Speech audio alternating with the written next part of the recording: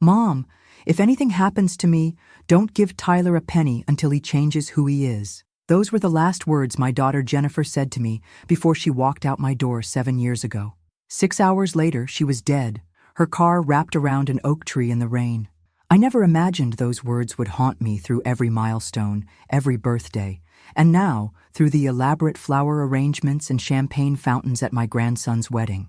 I watched Tyler from across the reception hall, handsome in his tailored tuxedo that cost more than 3 months of my pension. His father Richard stood beside him, both of them laughing with the kind of people who measure friendship by net worth. Neither noticed I was sitting alone at the family table, the weight of the secret pressed against my chest like a stone. $33 million, all mine according to Jennifer's will, not a cent to Tyler or his father. My modest home in Boston and simple Honda Civic gave nothing away. No one knew that I could buy this entire country club 10 times over without blinking. "Mrs. Sullivan," a server appeared at my elbow. "The father of the groom would like you to join him and your grandson for photos." I nodded, gripping my purse where I kept the folded letter from Jennifer's lawyer, my talisman, my burden. 7 years carrying this secret felt like 70. "There she is!" Richard's voice boomed as I approached. His arm snaked around my shoulders, cologne suffocating me. "The grandmother of the groom! Looking lovely as always, Maggie." Richard's smile never reached his eyes. 25 years since he'd walked out on my daughter for a younger woman, and I still saw the same calculating gaze. Now, nearing 60, he'd maintained his charismatic facade despite 3 more failed marriages. His financial situation, however, was another story. "Thank you, Richard," I said, keeping my voice neutral. Tyler barely acknowledged me, too busy showing off his watch to his groomsmen. 70 grand? Custom made, he was saying. Vanessa's dad hooked me up for the wedding. My heart sank. Same old Tyler, measuring life by price tags. I'd tried so hard after Jennifer died. Opened my home to him when he was 16, still reeling from losing his mother. I cooked his favorite meals, attended every school event, paid for the best therapist in Boston. But Richard's influence ran too deep. "Grandma, stand here." Tyler positioned me like a prop, his hands cold on my shoulders. For a flicker of a moment, I saw Jennifer in his eyes, same deep blue, same tiny fleck of gold near the pupil. Then it was gone, replaced by that familiar, entitled stare. The photographer snapped several photos, and I forced a smile. Did they have any idea what I was hiding? That Jennifer had seen right through both of them? "Excuse me." I stepped away as soon as the photos finished, needing air. Outside on the terrace, overlooking manicured gardens, I unfolded Jennifer's letter again. The paper had grown thin from handling. "Mom, I've watched Tyler become more like Richard every year. The materialism, the manipulation, the belief that money is the answer to everything. I failed him as a mother. Maybe I worked too much after the divorce. Maybe I was too lenient. But I can't let my life's work fund the same emptiness that Richard embodies. You're the only one I trust. Use your wisdom. If Tyler ever truly changes, you'll know." Beautiful ceremony, wasn't it? I startled, quickly folding the letter. A young woman in a bridesmaid's dress stood nearby, Vanessa's sister, Emma. "Yes, lovely," I managed. Vanessa spent months planning every detail. Emma leaned against the railing, though she fought with Tyler about the cost. Did you know she wanted something smaller? She actually wanted to donate half the wedding budget to the community center where she volunteers. My attention sharpened. "I didn't know that." Emma laughed softly. "That's my sister. She keeps the volunteer work quiet, says it's not about recognition." She glanced back toward the reception. "Between us, I was surprised when she fell for Tyler. They seemed so different." Before I could respond, a commotion erupted inside. Through the terrace doors, I saw Richard swaying on his feet, pointing angrily at Vanessa's father. Tyler was trying to pull him away, embarrassment etched on his face. "Oh no," Emma whispered. "Mr. Sullivan has been drinking since noon." I watched as security discreetly approached. Richard's voice carried across the terrace. "You think you're better than me? I built everything from nothing. When Tyler gets his mother's money, we'll show you what real wealth looks like." My blood turned to ice. How did Richard know about Jennifer's money? What had Tyler told him? Before I could continue my conversation with Emma, I need to tell you something important.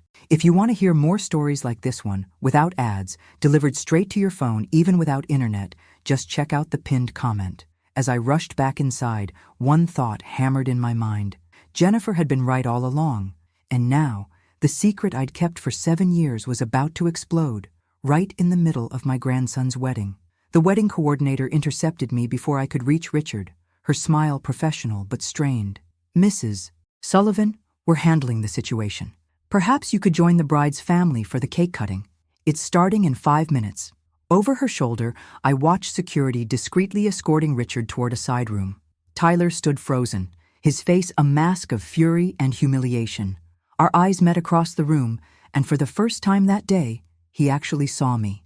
The silent plea in his expression transported me back 7 years, to the 16-year-old boy sobbing in my arms after the police confirmed Jennifer's death. "I'll be right there," I told the coordinator. As I made my way across the ballroom, snippets of whispered conversations reached me. "Did you hear what Richard said about money? Always thought Tyler came from wealth. Mother died in some accident." The weight of Jennifer's secret pressed heavier with each step. If they only knew. The stock investment my daughter had made 15 years ago in a small tech startup had exploded beyond anyone's expectations after her death. Add to that her life insurance policy and the settlement from the accident. $33 million sitting in accounts that only I could access. "Mrs. Sullivan." Vanessa appeared before me, radiant in her designer gown, despite the tension in the air. "I'm so sorry about what just happened." I studied my new granddaughter-in-law's face, searching for signs of the compassionate woman Emma had described. At 23, Vanessa Carter Sullivan came from one of Boston's oldest banking families. When Tyler first introduced us, I'd assumed she was just another trophy for him to acquire. Beautiful, well-connected, perfect for his social climbing ambitions. "Not your fault, dear," I said, patting her hand. "Richard has always been difficult." Something flickered in her eyes. Understanding, perhaps? "Tyler's gone to calm him down. He asked if we could delay the cake cutting." "Of course." She hesitated, then lowered her voice. "Tyler never talks about his mother. What was she like?" The question caught me off guard. In the 3 years Tyler and Vanessa had been dating, had he really never spoken about Jennifer? She was... My voice caught. How to describe my brilliant, fierce daughter to the wife of the son who barely remembered her? Jennifer was extraordinary, a financial analyst who worked her way up from nothing. After the divorce, she raised Tyler alone while building her career. She had this laugh that could fill a room, and she never backed down from what she believed was right. Vanessa's eyes softened. "She sounds like someone I would have admired." She would have been 63 today. The words slipped out before I could stop them. Vanessa's eyes widened. "Today is her birthday? Did Tyler know?" I nodded. "He chose the wedding date. I thought perhaps it was his way of honoring her." The look of shock on Vanessa's face told me everything. Tyler hadn't remembered. Or worse, hadn't cared. "Mrs. Sullivan, please, call me Maggie." "Maggie," she corrected herself. "Would you help me fix my veil before the photos? In the bridal suite?" I recognized the excuse for what it was. An opportunity to speak privately. Curious, I followed her through the reception hall, past clusters of expensively dressed guests. The bridal suite was empty now, scattered with makeup brushes and champagne flutes. Vanessa closed the door and turned to face me. "There's something you should know." My heart hammered. Had she discovered the truth about Jennifer's money? "Tyler's in trouble," she said instead. "Financial trouble. Big trouble." I blinked, momentarily thrown. "What do you mean?" "He maxed out 5 credit cards paying for the honeymoon and his portion of the wedding. Richard convinced him to take out a loan against a future inheritance." She twisted her diamond ring nervously. "They both seem to think there's money coming when you... I'm sorry, this is awful to say. When you pass away." So that explained Richard's drunken outburst. My mind raced, anger and sadness warring within me. 7 years of providing for Tyler, the private university tuition I paid anonymously through a trust, the apartment I subsidized, the lucky breaks I arranged through old nursing contacts, and still, he was counting the days until my death? "There's something else," Vanessa continued, her voice dropping to a whisper. "Last night, I overheard Richard telling Tyler they should try to get you declared mentally incompetent if you don't cooperate about the inheritance after the wedding." The room seemed to tilt. "What?" Vanessa's eyes filled with tears. "I can't believe I'm saying this on my wedding day, but I think I've made a terrible mistake. The man I fell in love with, the Tyler who volunteers with me at the community center, who stayed up all night helping me prepare meals for the homeless? That man seems to disappear whenever his father is around. I stared at her, processing this new information. Tyler volunteering? Helping the homeless? This didn't align with anything I'd observed over the past 7 years. Before I could respond, the door burst open. Tyler stood there, his face flushed with either anger or alcohol, perhaps both. "There you are," he snapped at Vanessa. "Everyone's waiting.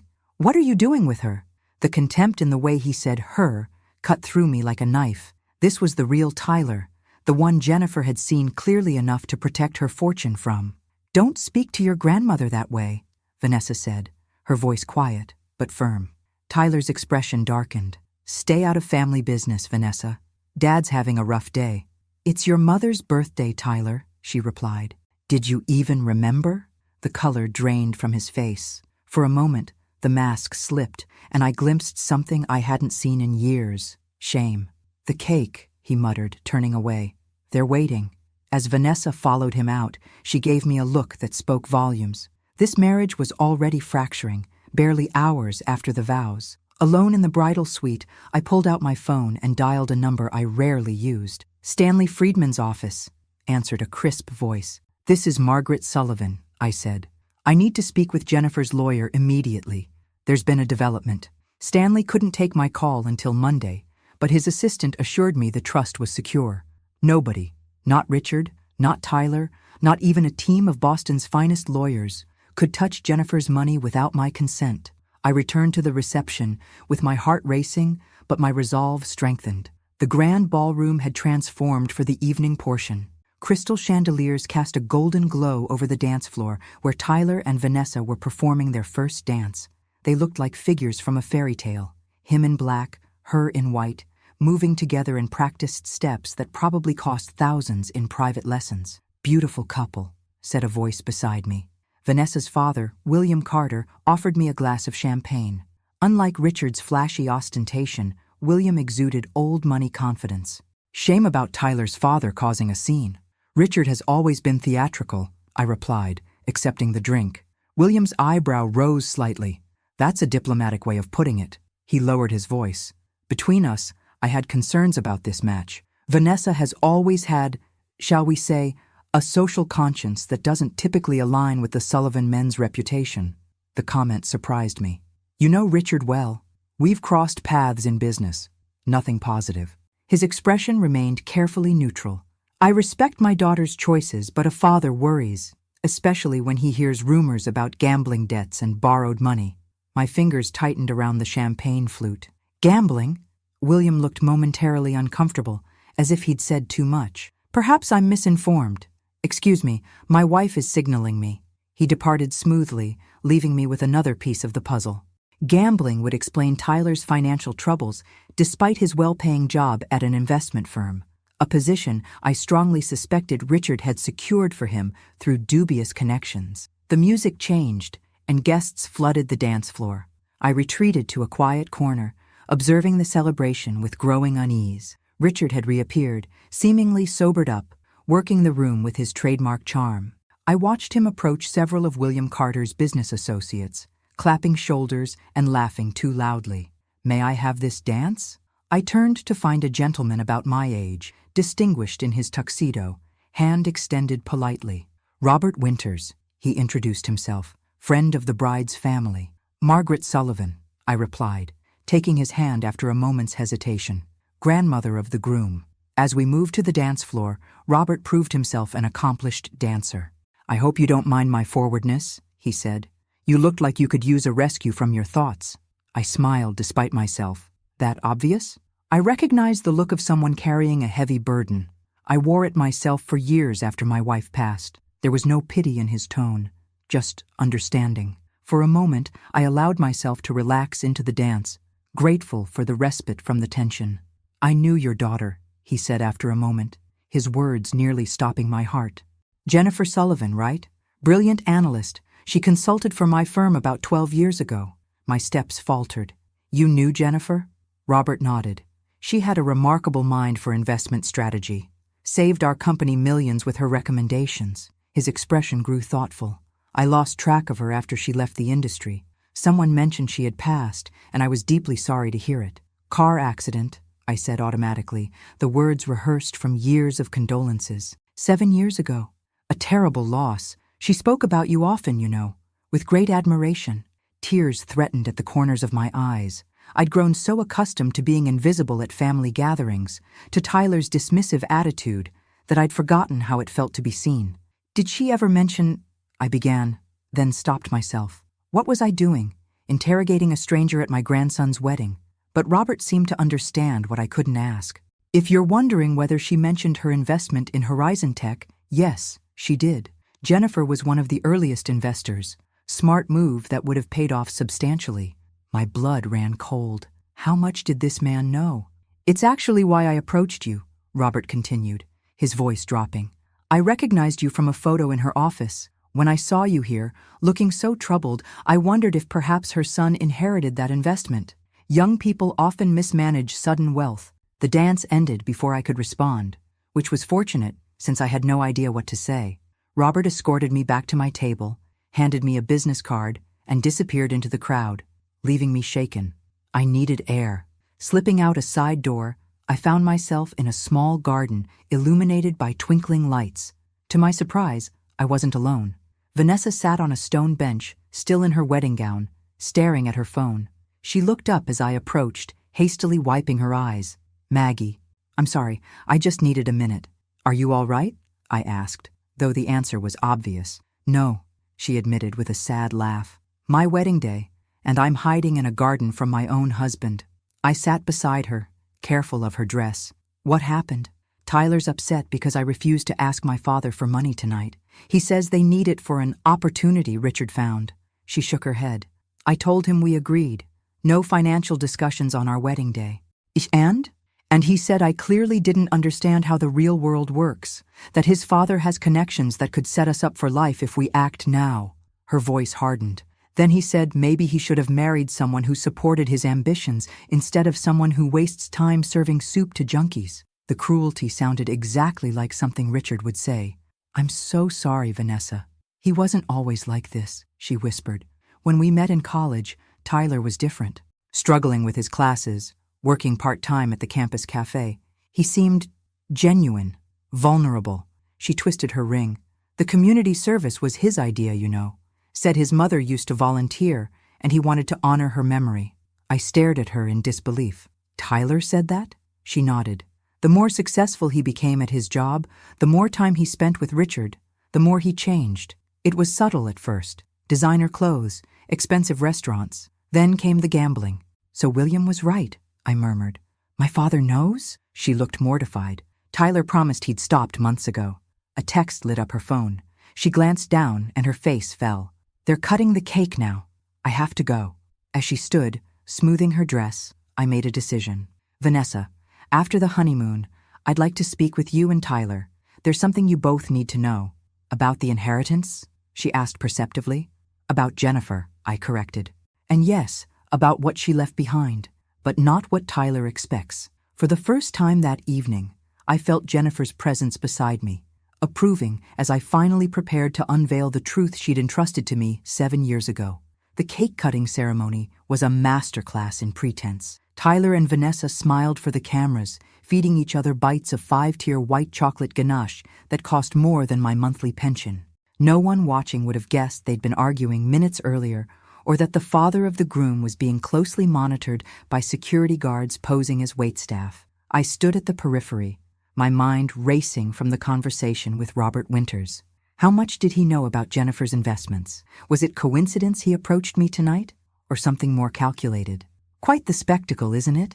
I turned to find Emma, Vanessa's sister, beside me again. She held 2 plates of cake. Thought you might want some, since you're hiding in the corner. Thank you, I said, accepting the plate. And I'm not hiding, I'm observing. Same difference at these events. She took a bite of cake. God, $30,000 and it tastes like grocery store sheet cake. I nearly choked. 30,000? For a cake? Emma rolled her eyes. Tyler insisted. Vanessa wanted our mom's best friend to bake it. She does amazing work, but apparently it wasn't prestigious enough for the Sullivan-Carter wedding. She studied me thoughtfully. You don't seem like them. The Sullivans, I mean. I'm not, I said simply. That explains why Vanessa likes you. She has a radar for authenticity.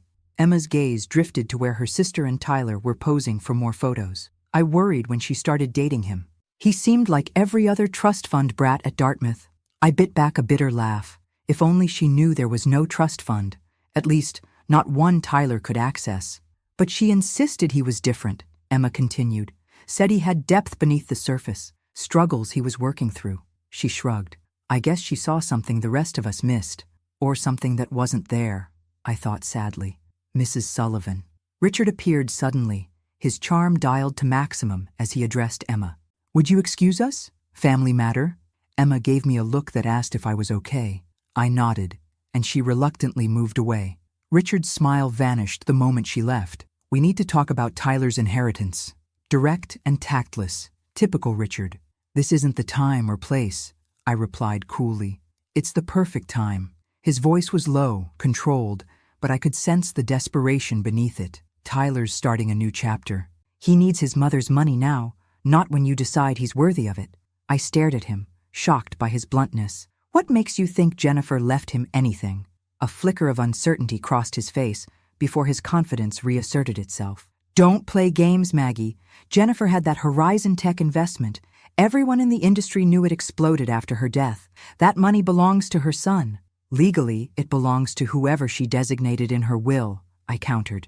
His eyes narrowed. And you've been controlling it all these years, doling out just enough to keep him dependent on you. Classic manipulation. The accusation, so hypocritical coming from him, made my blood boil. Is that what you've told Tyler? That I'm manipulating him? I've told him the truth, that his grandmother is withholding his birthright. Richard stepped closer, his cologne suffocating me again. He needs that money, Maggie. We both do. We? I repeated, catching the slip. Richard's face hardened. I've invested everything in his future, gotten him connections, opportunities. Now we have a chance at something big, really big. But we need capital. Another scheme, Richard? Like the real estate development that bankrupted you in 2012? Or the restaurant chain that folded in 2018? His eyes widened slightly. You've been checking up on me. I've been protecting my grandson, I corrected. Something Jennifer would have expected. At the mention of my daughter, something dark flashed across Richard's face. Jennifer never understood business. All those ethics getting in the way of real success. He leaned in, his voice dropping to a dangerous whisper. Tyler's my son. He's finally becoming the man I raised him to be. Don't interfere with that. The man you raised him to be, I repeated slowly, is exactly what Jennifer feared. For a moment, raw hatred showed in his eyes. Then, as quickly as it had appeared, his mask of charm slipped back into place as he spotted someone approaching. Think about what I said, Maggie. We'll talk again soon. He walked away just as Tyler reached me. My grandson looked flushed, whether from dancing or drinking, I couldn't tell. What did Dad want? He asked, eyes following his father. To congratulate me on your beautiful wedding, I lied, unwilling to drive the wedge between us deeper. Not tonight. Tyler seemed distracted, scanning the room. Have you seen Vanessa? She disappeared after the cake cutting. Perhaps she needed a moment to herself. It's been a long day. He frowned. She should be mingling with my clients. I invited the entire executive team from Blackstone Capital. On your wedding day? I couldn't keep the surprise from my voice. It's called networking, Grandma, he said dismissively. Something Dad taught me. Every event is an opportunity. The words were so clearly Richard's, parroted with the blind faith of a son who still idolized his father despite decades of evidence of the man's failures. Your mother had a different philosophy, I said carefully. She believed relationships were built on trust, not transactions. Tyler's expression closed. Yeah, well, Mom's philosophy didn't exactly work out for her, did it? Divorced, working 80-hour weeks, then dead at 45? He shook his head. No offense, Grandma, but I've chosen my path. Each word struck like a physical blow. Before I could respond, his attention shifted. There's Vanessa, finally, with her father. His tone changed, becoming ingratiating. I should join them. William's considering me for a position at Carter Financial. He walked away without waiting for my response. I watched him approach Vanessa and William, his entire demeanor transforming, shoulders back, confident smile, the perfect son-in-law. Vanessa's face remained impassive as he slipped his arm around her waist. Mrs. Sullivan? A hotel staff member approached with a phone. "There's an urgent call for you at the front desk." Puzzled, I followed him to a quiet office where a landline receiver lay off the hook. "Hello? Maggie, it's Stanley Friedman." Jennifer's lawyer sounded tense. "I know it's your grandson's wedding, but this couldn't wait. Someone's been making inquiries about Jennifer's estate." My grip tightened on the phone. "What kind of inquiries?" "Legal ones. Someone hired Walsh and Bennett to investigate the terms of Jennifer's will." My blood ran cold. Walsh and Bennett was one of Boston's most aggressive law firms, known for contesting wills and trusts. "When?" "The paperwork was filed yesterday," Stanley said. "And Maggie, the client is listed as Tyler Sullivan." The room seemed to spin around me. "That's impossible. Tyler doesn't even know the details of Jennifer's will." "There's more," Stanley continued grimly. "They've specifically requested information about mental competency requirements for trustees. They're building a case to have you declared unfit to manage the trust." Vanessa's warning from earlier echoed in my mind. This wasn't just talk. They were already taking action. "What do I need to do?" I asked, my nurse's training kicking in, focusing on practical steps rather than the betrayal tearing at my heart. "For now, nothing. The trust is ironclad." "Jennifer made sure of that." Stanley's voice softened. "But Maggie, you should be careful around both Tyler and Richard. Document all interactions, and consider revealing the full terms of the trust sooner rather than later. Sometimes transparency is the best defense." After hanging up, I stood motionless, Jennifer's letter burning in my purse. All these years I'd protected Tyler from the truth, that his mother had seen through him, had recognized the Richard in him. I'd hoped he would change, would somehow find his way back to the sweet boy he'd been before Richard's influence corrupted him. But as I returned to the reception, watching Tyler laugh with Richard in a corner, heads bent together in conspiracy, I finally accepted what Jennifer had known 7 years ago. Some patterns don't change. Some lessons have to be learned the hard way. It was time to reveal the truth about the $33 million. Not just to protect myself, but to give Tyler the one thing he'd never had, a chance to face who he truly was, and decide if that was who he wanted to remain. The brunch the day after the wedding was smaller, more intimate, just family and the wedding party gathered in a private dining room at the Carter estate. I'd barely slept, Stanley's warning playing on repeat in my mind.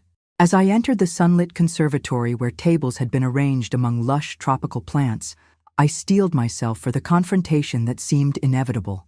Tyler and Vanessa hadn't arrived yet. Richard sat with several groomsmen, looking remarkably fresh for someone who'd been escorted out by security the night before. He caught my eye and raised his mimosa in a mocking toast. "Margaret." William Carter approached, offering me coffee. "I hope you found your accommodations comfortable." "Very, thank you." The Carters had insisted on putting me up in their guest house rather than the hotel where other guests stayed. I'd been touched by the gesture, but now wondered if William had his own reasons for keeping me close. "I wonder if we might speak privately before the young couple arrives," he said, confirming my suspicion. I followed him to a stone terrace overlooking immaculate gardens. For a moment, neither of us spoke, sipping our coffee and watching gardeners trim hedges in the distance. "I should tell you," William finally said, "that I knew Jennifer." Another revelation. Was there anyone at this wedding who hadn't been keeping secrets about my daughter? "We weren't close," he clarified, seeing my expression. "We served on a charity board together about 10 years ago, education for underprivileged children." He smiled faintly. "She was formidable, challenged our conventional approaches, made us uncomfortable in the best way." I felt a surge of pride. That sounded exactly like Jennifer. When Vanessa started dating her son, I didn't make the connection immediately. Sullivan is a common name. William set down his cup. Once I realized, I looked into Tyler more carefully, his background, his relationship with his father. "And?" I prompted when he paused. "And I found concerning patterns." His gaze was direct. "Richard Sullivan has a history of using his son to access wealth and connections. 3 failed businesses funded primarily by Tyler's former girlfriends' families. Numerous loans in Tyler's name." My heart sank. "You knew all this and still allowed Vanessa to marry him?" William's expression tightened. "I raised my daughters to make their own choices, even when I disagree. Vanessa sees something in Tyler that I don't." He hesitated. "But I protected her in other ways. Their prenuptial agreement is extensive, and I've placed her inheritance in a trust she can access, but Tyler cannot. just like Jennifer had done. Does Vanessa know about this investigation you conducted? Not the extent of it, but she's smart, observant. She sees Richard's influence. He leaned forward. Which brings me to why I wanted to speak with you. There are rumors in financial circles that Jennifer left behind substantial assets that Tyler expects to inherit when you pass. Richard has been using this expectation to secure investments and loans, and you're concerned about your daughter being drawn into their schemes, I concluded. Precisely. He met my eyes. I don't mean to be indelicate, Margaret, but are these rumors true? Did Jennifer leave her son a significant inheritance? The question hung between us. I could lie, maintain the secret I'd kept for 7 years, but what purpose would that serve now?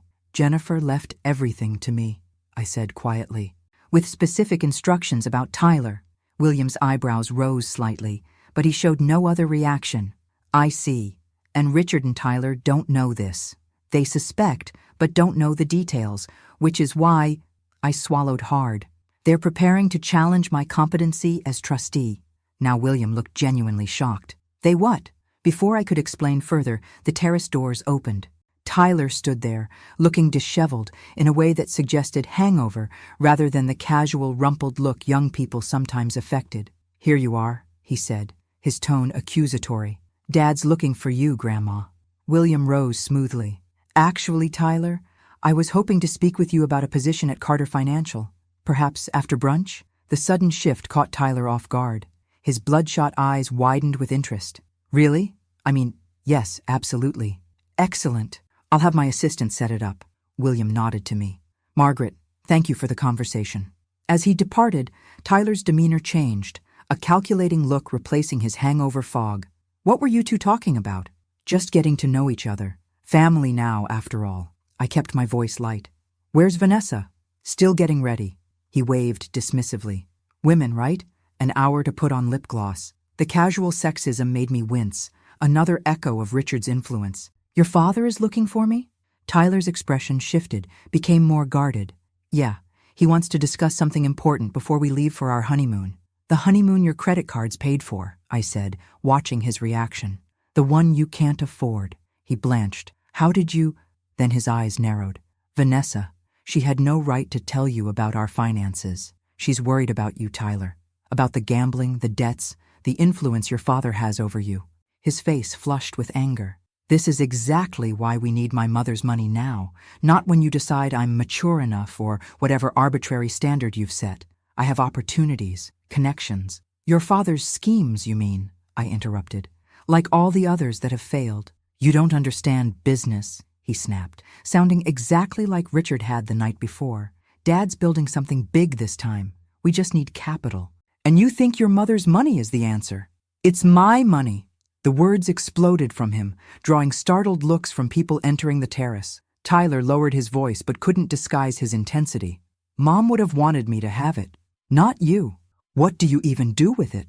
Live in that tiny house, drive that old car, wear the same 3 outfits. Each word revealed how little he knew me, or his mother. Jennifer had valued simplicity, had taught me the same after growing up with so little. The modest life I led wasn't from lack of funds, but from choice. Tyler, I said quietly, there's something you need to know about your mother's will. His eyes lit up with anticipation. You're finally going to release the money? No.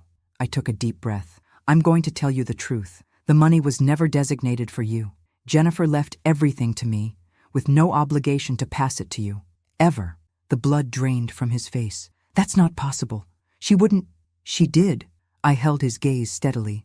And before you and your father proceed with trying to have me declared incompetent, you should know that Jennifer anticipated that too. The trust has provisions that would immediately donate the entire amount to charity if such an attempt were made. He staggered back, as if I'd physically struck him. How did you know about Mrs. Sullivan, Tyler? Richard's voice interrupted, smooth as oil, as he joined us on the terrace. Family discussion without me? I'm hurt. One look at Tyler's shocked face, and Richard's smile faltered. What's going on? Ask your son, I said, gathering my purse. I believe he has news about the inheritance you've been counting on. As I walked away, I heard Richard's urgent whispers and Tyler's devastated response. It's gone, Dad. It was never ours to begin with. For the first time since Jennifer died, I felt the weight of her secret lifting. The truth was out, at least part of it. What I hadn't told them was what Jennifer had written in her final instructions. If Tyler ever truly changes, Mom, the money is his. You'll know when that time comes. If it never does, use it for good in this world. As I re-entered the brunch, I caught Vanessa watching the terrace, concern etched on her face as she observed her new husband's animated conversation with his father. Our eyes met across the room, and I knew the real test was just beginning. 3 weeks passed. Tyler and Vanessa were honeymooning in the Maldives, a trip I now knew they couldn't afford. I returned to my quiet life, volunteering at the hospital where I'd once worked as a nurse, tending my garden, attending my book club.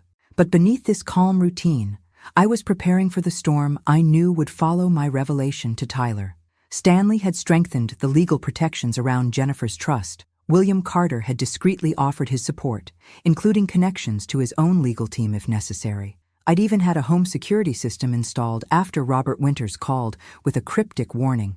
Richard Sullivan has been asking questions about you in concerning circles. The calm broke on a rainy Tuesday afternoon. My doorbell rang, and through the security camera, I saw Vanessa standing on my porch, alone and without an umbrella, her hair plastered to her face. "Maggie," she said when I opened the door, her voice thick with emotion. "I need to talk to you."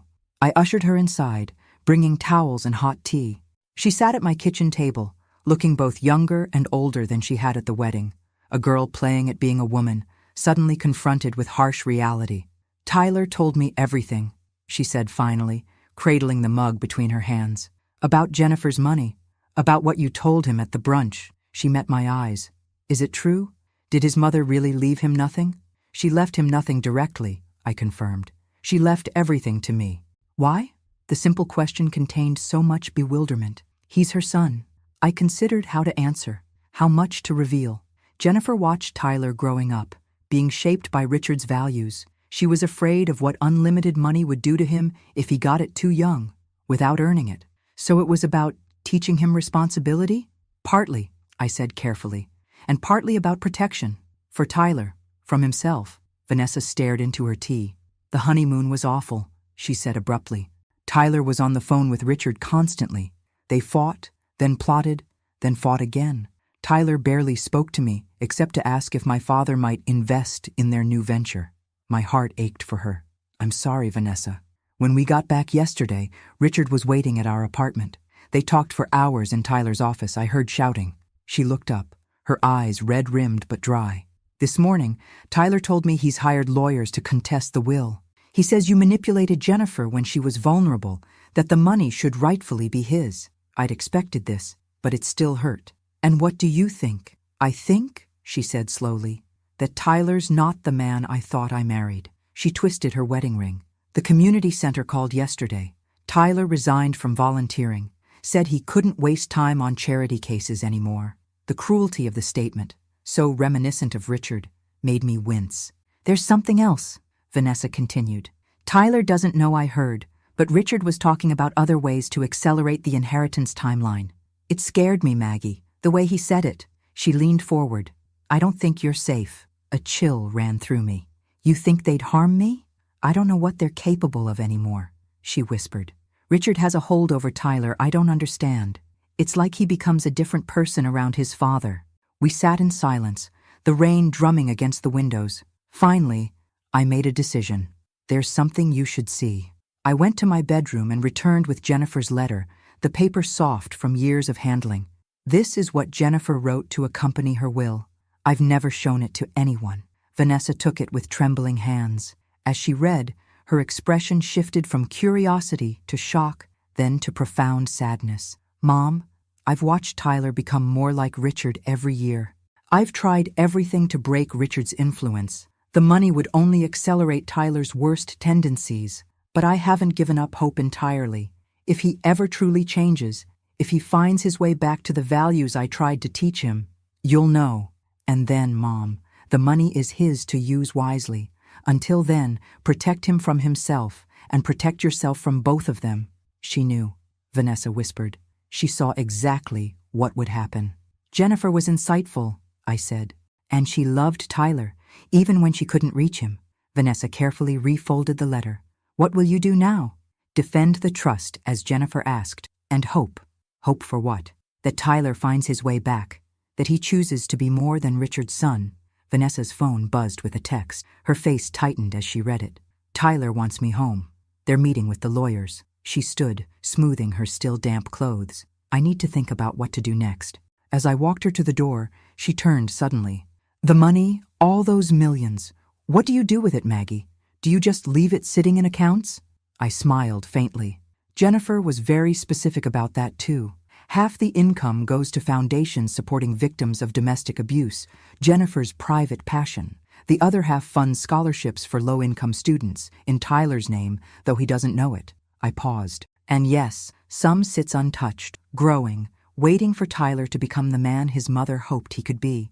Something shifted in Vanessa's expression. You never intended to keep it all.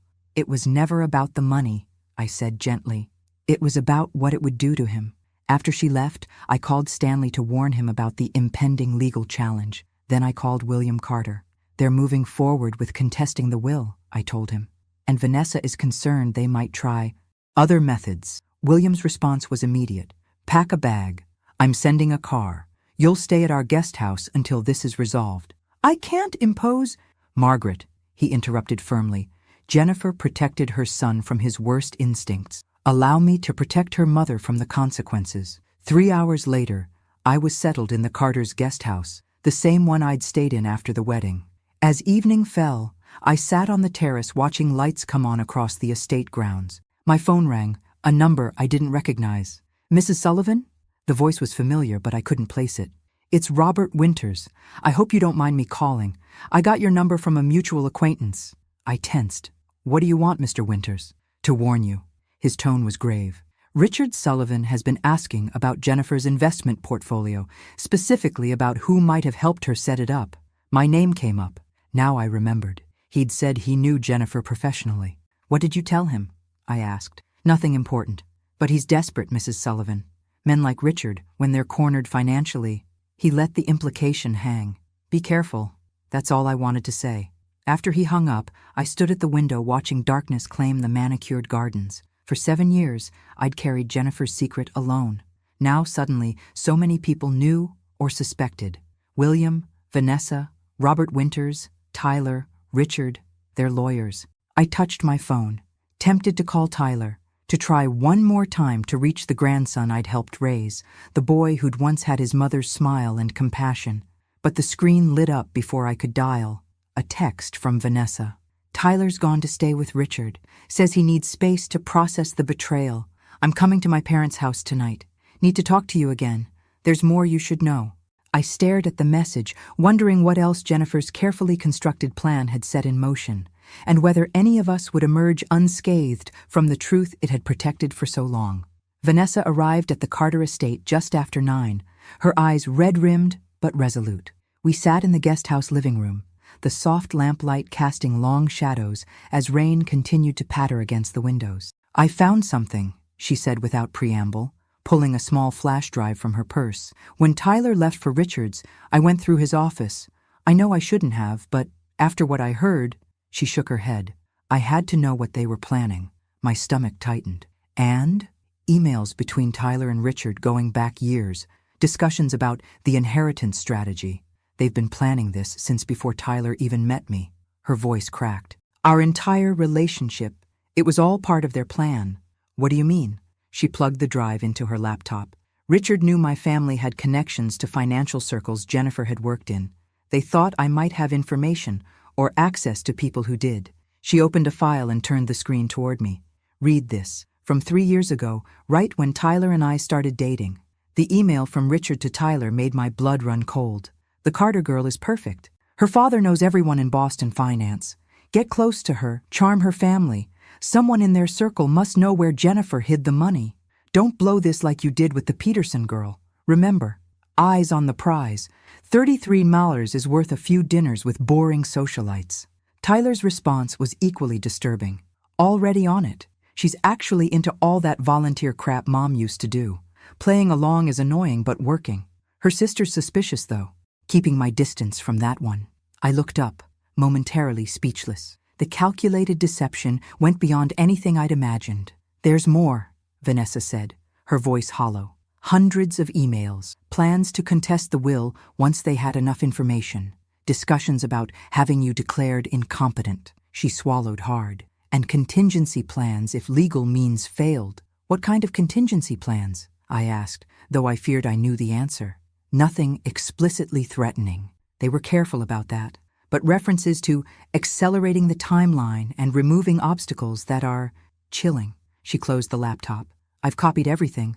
My father's lawyers are reviewing it now. I sat back, trying to process the extent of the betrayal. Not just of me, but of Vanessa. I'm so sorry, I said finally, that you were drawn into this. I feel such a fool, she whispered. I really believed he changed for me. That the volunteering, the interest in social causes, all of it was genuine. We believe what we need to believe about the people we love, I said gently. I did the same with Tyler for years. She looked up sharply. But you saw through him eventually. Jennifer did too. Why couldn't I? Because you have a generous heart, and because Tyler is very much his father's son. Charming when he needs to be, convincing in his deceptions. I reached out to take her hand. Jennifer saw it because she lived with Richard for years. I saw it because I watched it develop. Vanessa wiped away a tear. What do we do now?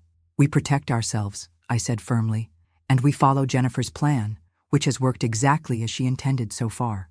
What do you mean? Jennifer knew that one day the truth would force Tyler to confront who he really is, who he's chosen to become. That moment has arrived. I stood, suddenly feeling every one of my 68 years. The question now is whether Tyler will continue down Richard's path or finally find his way back. After everything in these emails, do you still believe he can change? She asked incredulously. I have to, I said simply. He's still Jennifer's son. The next morning brought clear skies and an unexpected visitor.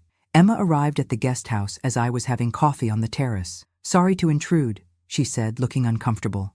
Dad asked me to check if you needed anything. That's very kind, but I'm fine, I assured her.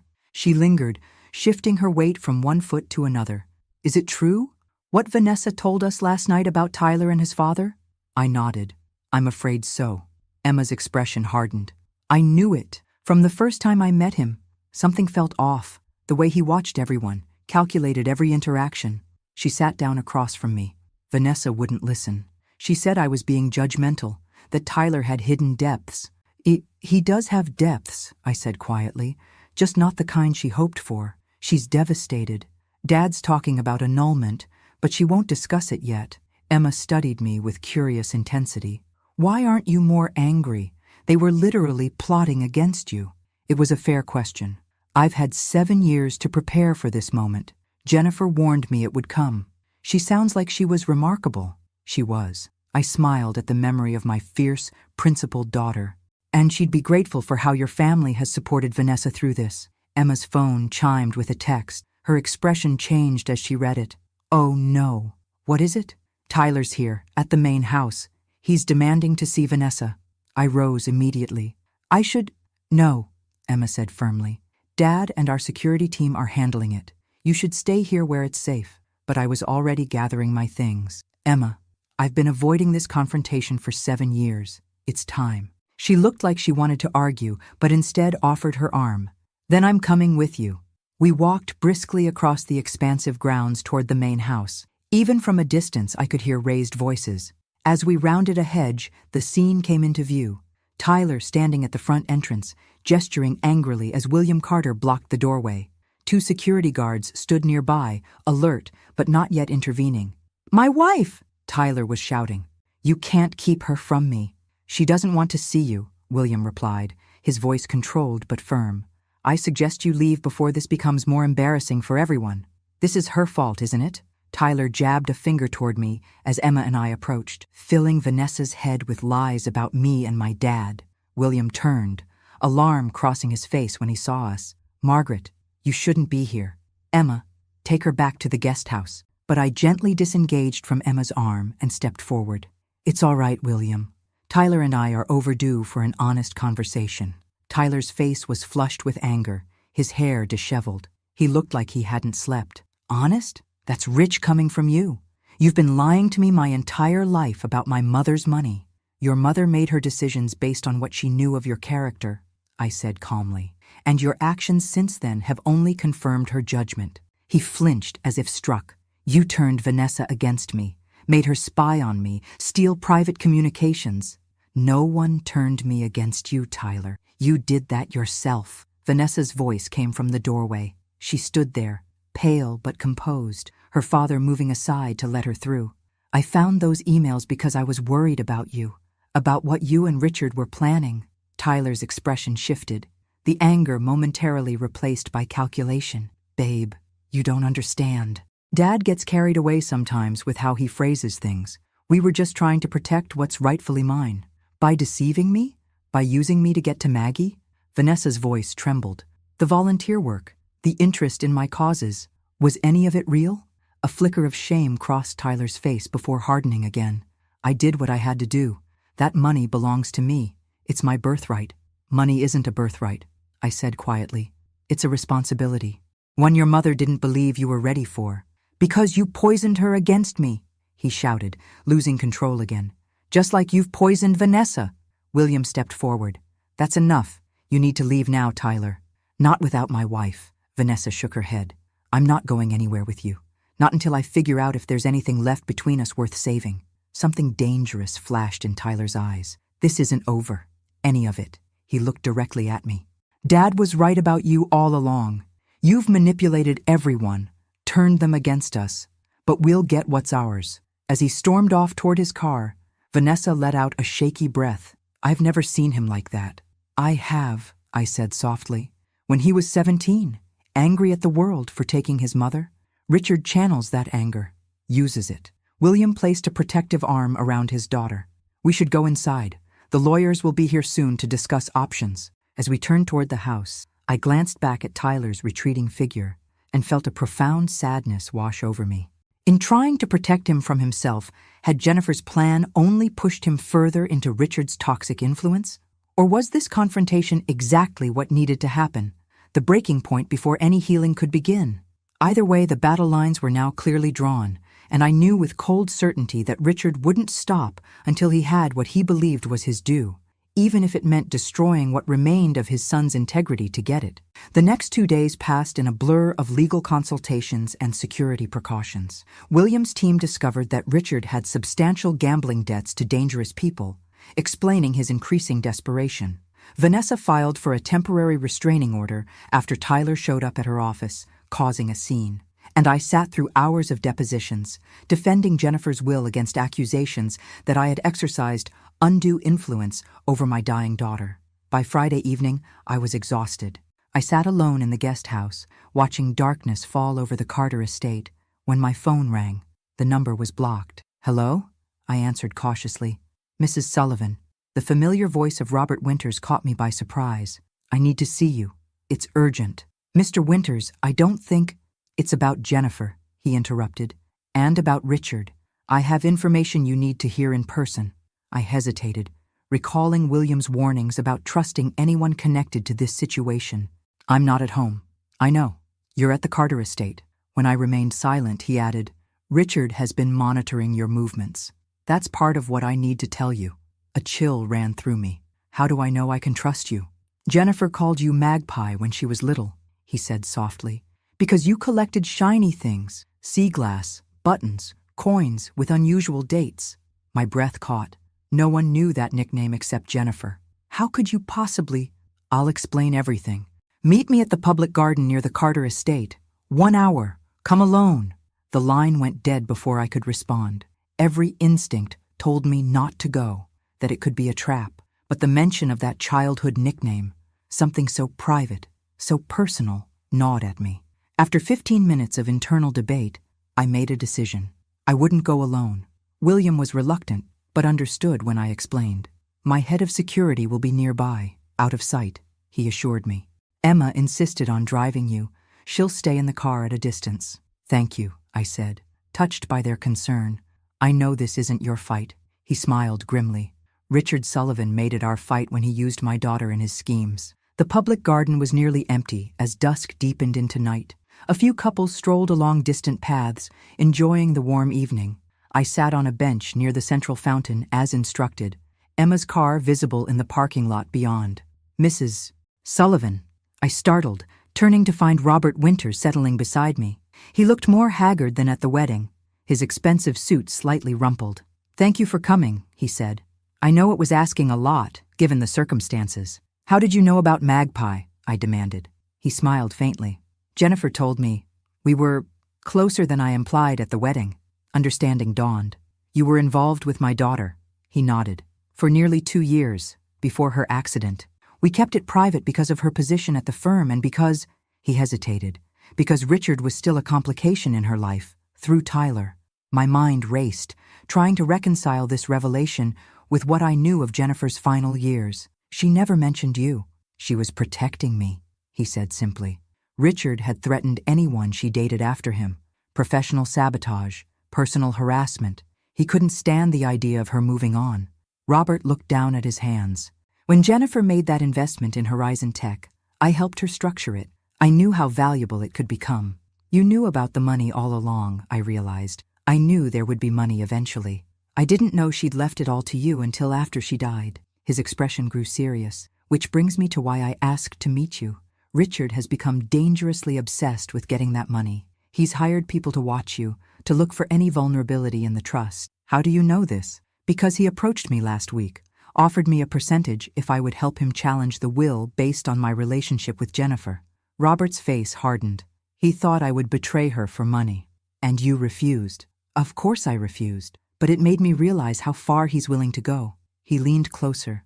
"Richard has evidence of your recent doctor visits. He knows about your heart condition." My blood ran cold. My mild arrhythmia was nothing serious, but in the hands of Richard's lawyers, it could be weaponized to question my competence. "There's more," Robert continued.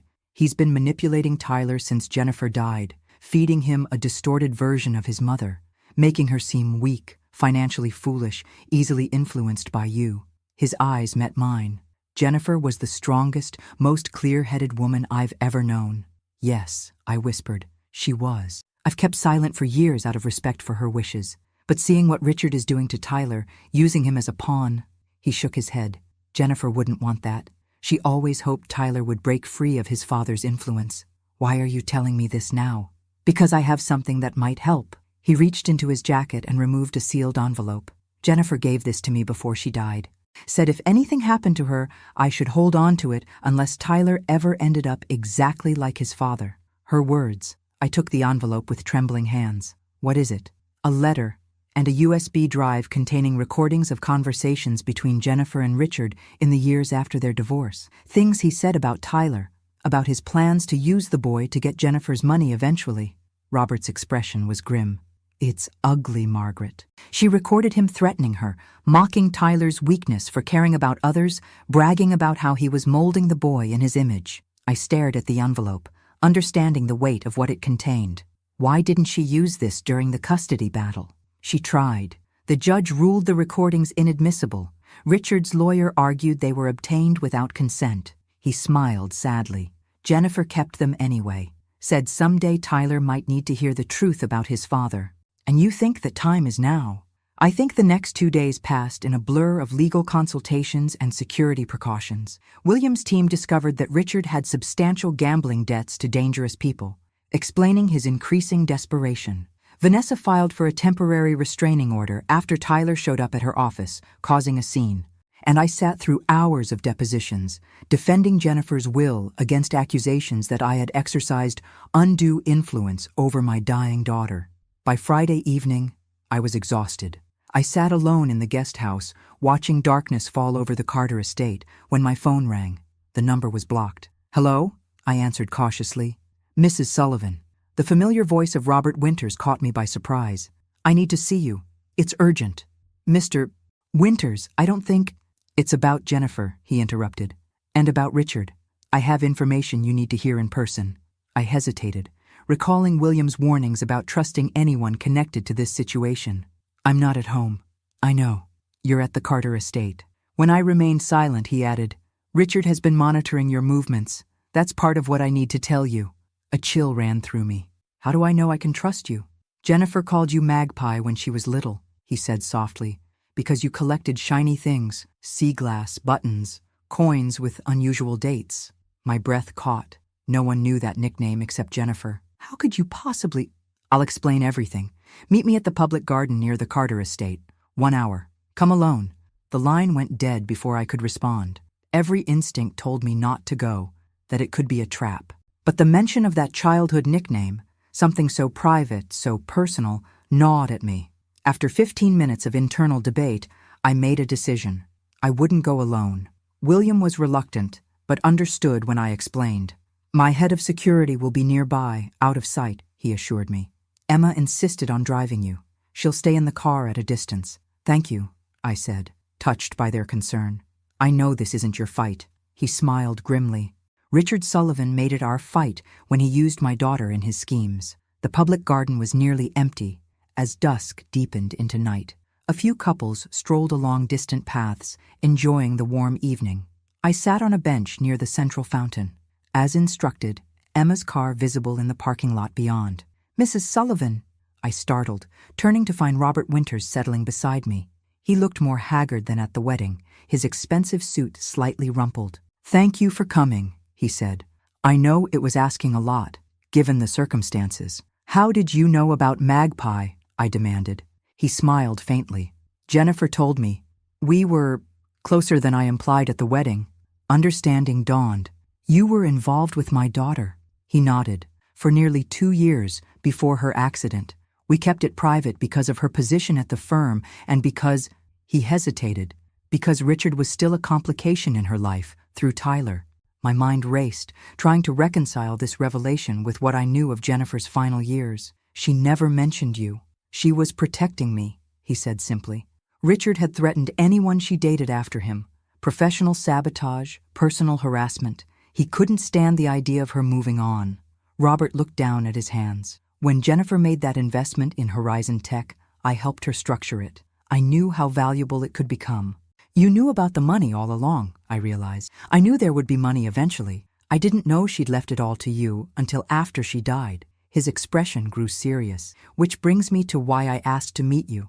Richard has become dangerously obsessed with getting that money. He's hired people to watch you, to look for any vulnerability in the trust. How do you know this? Because he approached me last week. Offered me a percentage if I would help him challenge the will based on my relationship with Jennifer.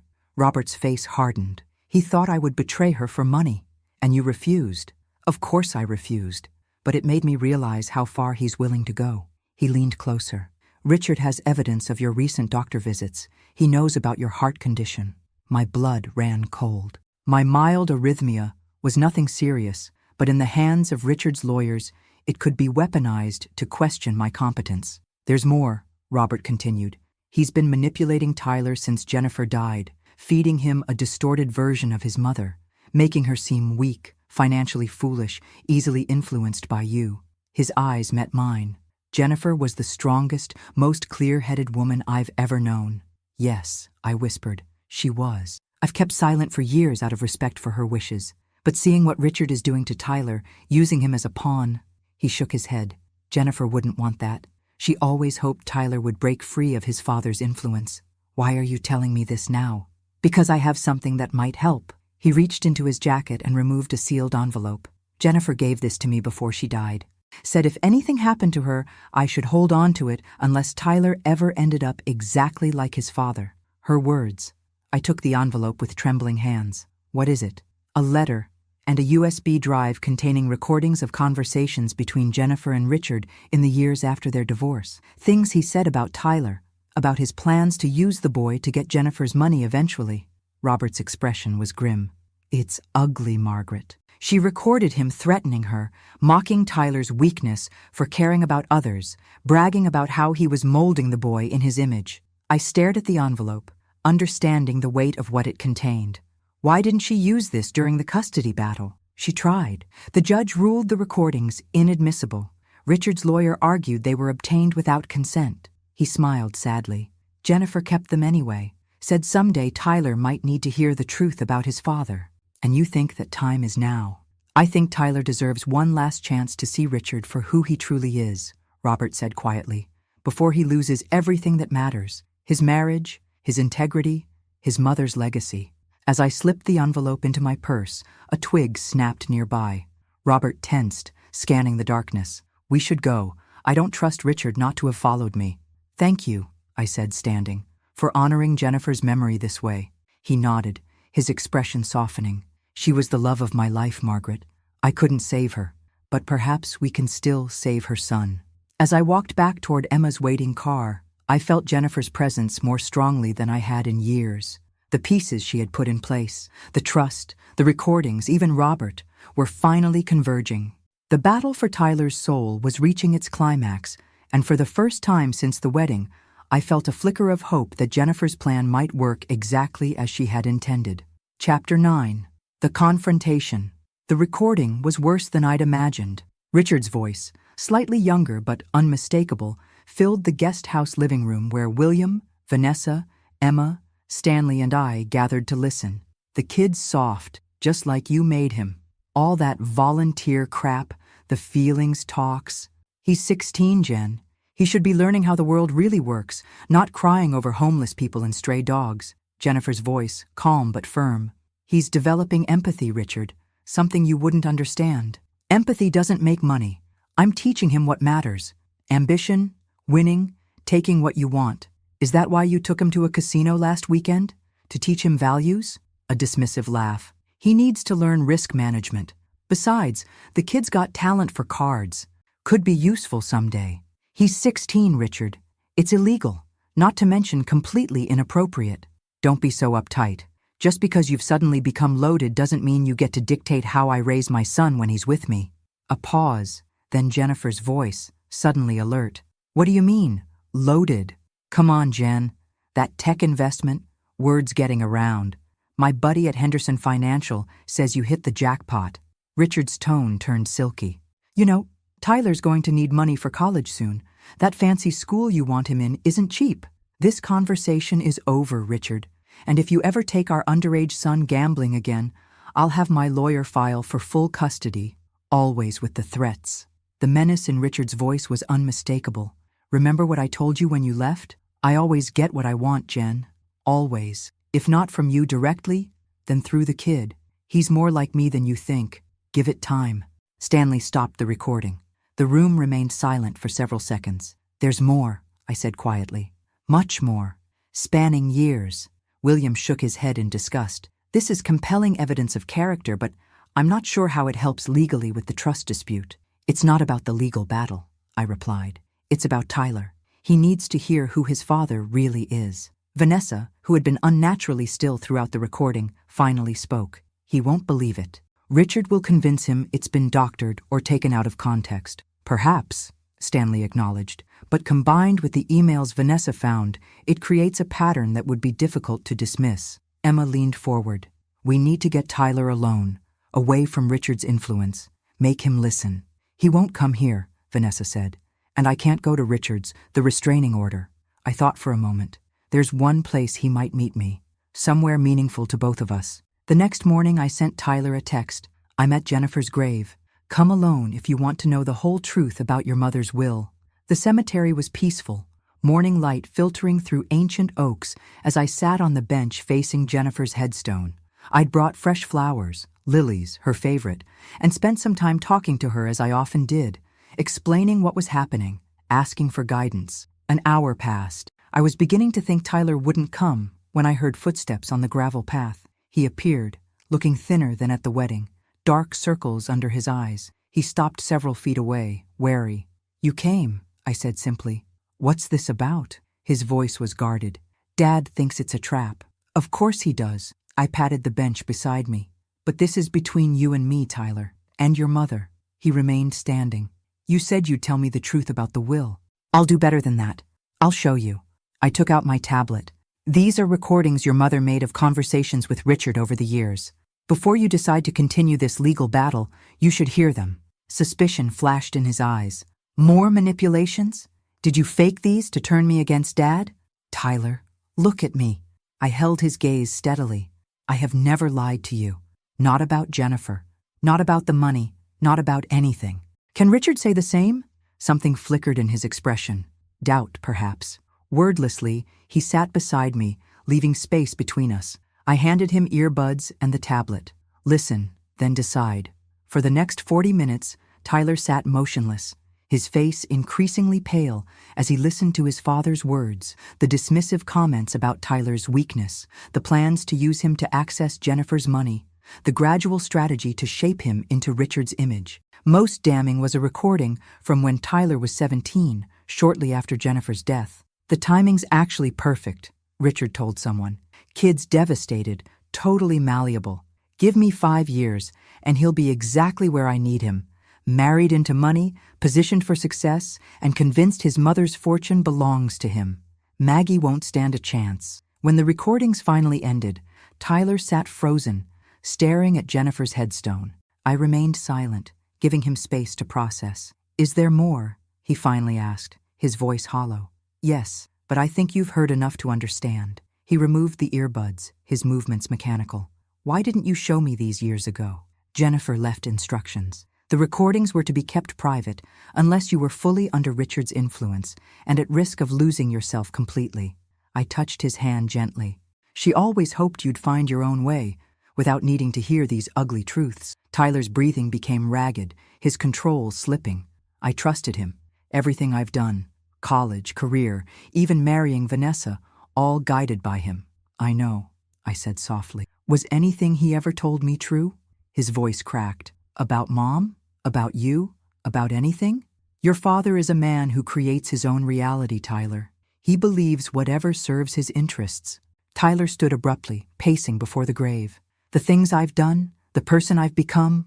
He looked at me, really looked at me, perhaps for the first time in years. "I threatened you, my own grandmother. I was going to have you declared incompetent, because he convinced me you'd stolen what was mine. You were a child when Jennifer died," I said gently. "Richard was the parent you had left. It's natural you trusted him. Stop making excuses for me." The words burst from him. "I'm not a child anymore. I've made my own choices." He gestured toward the tablet. "Even after hearing all that, part of me still wants to defend him. What does that say about me?" I stood, closing the distance between us. "It says you're loyal, that despite everything, you wanted to believe in your father's love." Tyler turned away, his shoulders shaking. I waited, giving him the dignity of privacy in his grief. When he finally turned back, his face was wet but composed. "What happens now?" he asked. "That depends on you. The legal proceedings, the money, your marriage, all of it hinges on what you decide to do next." He looked at his mother's grave, then back at me. "I need time, to think, to figure out who I am without his voice in my head." I nodded, understanding. "Take all the time you need." As we walked back toward the cemetery gates, Tyler stopped suddenly. "Grandma!" The term, unused for so long, caught me by surprise. "Yes? Did Mom ever give up on me? Really give up?" I thought of Jennifer's letter, the provision that the money would be Tyler's if he ever truly changed. "Never," I said truthfully. "She believed in the man you could become, even when she feared the man you were becoming." He nodded once, eyes distant. "I need to see Vanessa, to tell her, I don't know, something true for once." As I watched him walk to his car, I felt Jennifer's presence beside me again, her voice almost audible on the cemetery breeze. "This is just the beginning, Mom. The hardest part comes next." I knew she was right. Tyler had heard the truth, but facing it, truly facing the years of manipulation and his own complicity, would be a longer, more painful journey. Whether he had the courage to take it remained to be seen. 6 months passed. Autumn turned to winter, and Boston disappeared under blankets of snow that transformed the city into something quieter, more contemplative. I moved back to my modest house, though William insisted on maintaining the security system he'd installed. Tyler dropped the legal challenge to Jennifer's will 3 days after our cemetery meeting. Richard, furious at what he perceived as betrayal, launched his own lawsuit, but quickly withdrew it when his lawyers realized the trust's provisions would indeed trigger automatic donation of the entire amount to charity if challenged on grounds of my competency. Vanessa and Tyler separated, but didn't immediately divorce. They began counseling, individually at first, then together. I kept my distance, allowing them space to determine their own path forward without my influence. Richard, facing mounting gambling debts and abandoned by the investors he'd promised a share of Jennifer's fortune, left Boston. Tyler told me he'd resurfaced in Las Vegas, working for a third-rate casino, spinning new schemes for fresh marks. As for Tyler himself, the change was gradual but profound. He quit his position at the investment firm and after weeks of soul-searching, approached the community center where he'd once volunteered with Vanessa. He started small, sorting donations, serving meals, listening to the stories of those who'd fallen through society's cracks. No one there knew about the inheritance drama or his connection to wealth. He was just Tyler, the quiet volunteer who stayed late to help clean up. On a snowy February morning, exactly 7 years and 6 months after Jennifer's death, my doorbell rang. I opened it to find Tyler on my porch, snowflakes catching in his hair. "Can we talk?" he asked. Over tea at my kitchen table, the same table where a desperate Vanessa had sought my help half a year earlier, Tyler outlined what he called his redemption plan. "I want to use my finance background to help people budget, save, avoid predatory loans," he explained. "The community center has nothing like this, but their clients desperately need it." I listened, noting the passion in his voice, Jennifer's passion, finally emerging from beneath the layers of Richard's influence. "I've been working with Vanessa again," he continued, "just as friends, as colleagues. She's developing an outreach program for homeless youth." He hesitated. "We're not back together, not like before, but there's something there worth rebuilding maybe, if she decides I'm worth the risk." "And what do you need from me?" I asked gently. "Nothing." He met my eyes directly. "I'm not here to ask for money or forgiveness or anything else. I just wanted you to know that I'm trying. Really trying this time." I reached across the table and took his hand. "Jennifer would be proud of you." He swallowed hard. "I found some of her old journals. Reading them, it's like meeting her as an adult for the first time. She was extraordinary." "Yes," I said simply. "She was." We sat in comfortable silence, the snow falling softly outside. Finally, Tyler spoke again. "There's something else. I've been meeting with Robert Winters." I tried to hide my surprise. "Oh?" "He's been telling me stories about Mom, who she really was, not Dad's version. And," Tyler looked down at his hands, "he's offered to invest in the financial literacy program, said Mom would have loved the idea."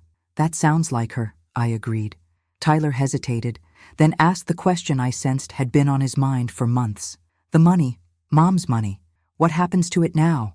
I studied him, seeing beyond the surface to the genuine curiosity rather than greed. "It continues to fund the scholarships and domestic violence programs Jennifer designated, and it remains in trust, growing. For what purpose? That's for you to discover," I said carefully, "when you're ready." 1 year later, on a bright spring morning, I sat in the audience of a small community center auditorium, watching Tyler address the first graduating class of the Jennifer Sullivan Financial Independence Program. 25 people of various ages received certificates and small grants to continue their education or start modest businesses. Vanessa stood beside him at the podium, their bodies not quite touching, but somehow in sync as they called each graduate's name. The simple gold band had returned to her finger 2 months earlier, after a small, private ceremony at the Carter estate, nothing like the extravagant wedding that had started this journey. After the ceremony, Robert Winters approached me, looking more relaxed than I'd ever seen him. "She would have loved this," he said, nodding toward the graduates mingling with their families. "Yes," I agreed. "She would have." "Have you told him yet?" Robert asked quietly. "Not yet. Soon." That evening I invited Tyler and Vanessa to my home for dinner. After the meal, as we sat in my small living room, I handed Tyler an envelope. "What's this?" he asked. "The final part of Jennifer's plan," I explained. "The part she hoped would someday be possible." Inside was a letter I'd written, outlining the full terms of Jennifer's trust, including the provision that when Tyler demonstrated through his actions that he had rejected Richard's values and embraced Jennifer's vision of service and compassion, the trust would transfer to his control. "I don't understand," he said, looking up from the letter. "You're giving me the money?" "No," I corrected gently. "Jennifer is. She always intended it to be yours eventually, not as a birthright, but as a responsibility you earned. The scholarships, the domestic violence programs, they continue, but now you'll guide the rest of the trust's resources." Vanessa squeezed his hand as tears filled his eyes. "I don't deserve this," he whispered. "It's not about deserving," I said. "It's about becoming." Jennifer saw who you could be, beyond Richard's influence. It just took longer than she hoped. Later, after they'd left, I sat alone in my garden as twilight settled over Boston. I felt Jennifer's presence again, as I often did in quiet moments. "You were right," I whispered to her, "about everything. The money would have destroyed him back then, and keeping it from him forced him to find himself." As a cool spring breeze rustled the emerging leaves, I thought about the journey from that wedding day to now, how I'd sat silently while Tyler and Richard plotted, while the truth remained buried, while $33 million hung in the balance. That silence had been Jennifer's final gift to her son, the space to fail, to fall, and finally to rise again on his own terms. Not as Richard's pawn or Jennifer's heir, but as himself, imperfect, still learning, but finally free. I smiled up at the emerging stars. "Well played, my girl," I whispered. "Well played indeed." 5 years later, the Jennifer Sullivan Foundation has funded financial literacy programs in community centers across 30 states. Tyler and Vanessa work side by side, their partnership stronger for having been broken and deliberately rebuilt. They have a 3-year-old daughter named Jennifer, who already shows her grandmother's determination and her great-grandmother's kindness. Richard occasionally surfaces, always with a new scheme, always looking for an angle.